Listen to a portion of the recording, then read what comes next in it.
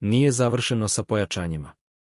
Crvena zvezda je aktivna na tržištu, a primarno je da reši novog napadača. Posle odlaska Lata u Middlesbrough, ima nekoliko opcija, ali šampion Srbije hoće da osveži i vezni red. Kako saznajemo, izgleda da je rešenje pronađeno u Danskoj. Na meti crveno-belih je Toči Čukvuani, koji je član Lyngby-a. Momak rođen 2003. godine, prošao je najbolju školu u Skandinaviji. Posle nastupa za North Island odlučio je da se preseli u belo-plavi Tabor i ima ugovor do juna 2024. godine. Nigerijac ima i pasoš Danske, tako da u Superligi Srbije nije stranac. Posjeduje ogroman potencijal, a rođen je u martu 2003. godine.